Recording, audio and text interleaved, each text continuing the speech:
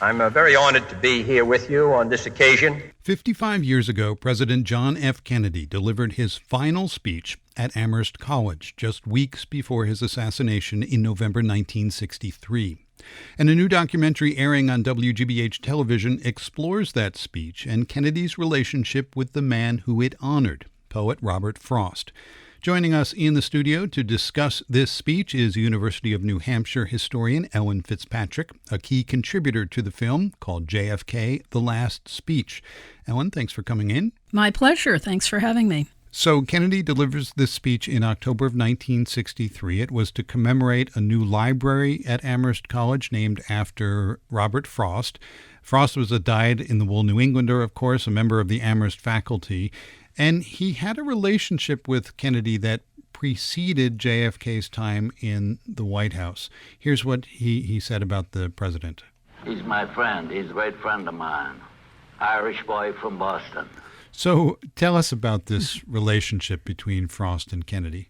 Frost took a great interest in John F. Kennedy's candidacy, once referred to him ironically as a New England Puritan, which I think was probably the last time anyone referred to JFK as a Puritan. But he saw him as born and bred in Massachusetts and was very enthusiastic about his candidacy. And of course, as an aspiring presidential candidate, Kennedy was happy to have his enthusiasm, and that's how the relationship began. But it really was cemented when Kennedy was elected and Frost was invited to read a poem at his inauguration. Okay, so the two become friends, Kennedy and Frost becomes a frequent guest at the White House. Now, the film goes into how Frost, well into his 80s, was tapped to go to the Soviet Union. This was in 1962, at the height of the Cold War, with Kennedy and Soviet leader Nikita Khrushchev facing off. Tell us about how Frost came to travel to the USSR. Well, this was actually an idea that Stuart Udall, who was a cabinet member in the Kennedy administration, had.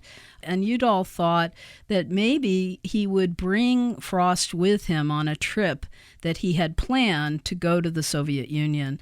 And then from there, Frost developed the notion that he might somehow try to lessen tensions between the two countries, and he saw himself as being on a diplomatic mission. It wasn't clear, Udall later said, that they would even get an audience with Khrushchev. He did get to see him. They talked at some great length, and what neither Udall nor Frost knew, nor did President Kennedy for a fact, that Nikita Khrushchev was in the process of deploying missiles on the island of Cuba aimed at the United States. So the two of them speak. Frost comes back believing that he got through somehow to the leader of the Soviet Union, but then things kind of went awry. Well, what happened, as alas is so often the case, is that he was interviewed by the news media. He mentioned that Khrushchev had said that he thought that Kennedy, by implication, but the United States, was too liberal to fight. In other words, was casting aspersions, or so Kennedy thought, on this young president and on the nation itself.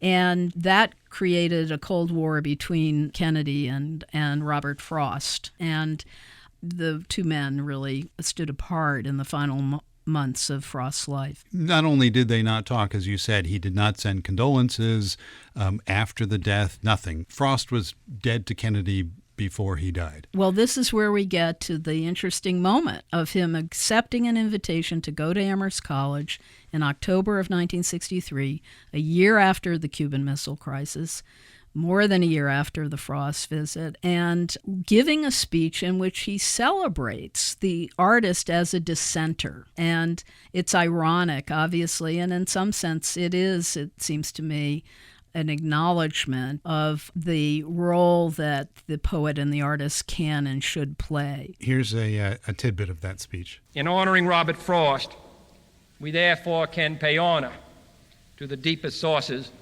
of our national strength. That strength takes many forms, and the most obvious forms are not always the most significant. The men who create power make an indispensable contribution to the nation's greatness. But the men who question power make a contribution just as indispensable.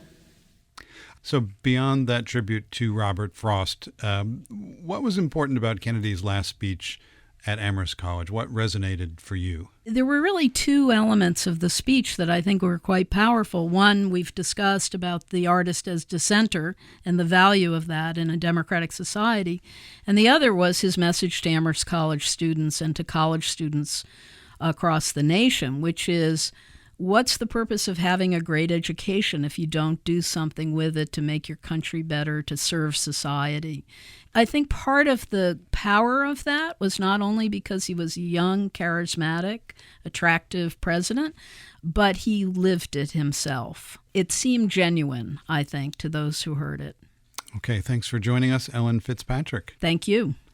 That's historian Ellen Fitzpatrick, a key voice in a new documentary called JFK, The Last Speech, about President John F. Kennedy's final speech before his assassination delivered at Amherst College.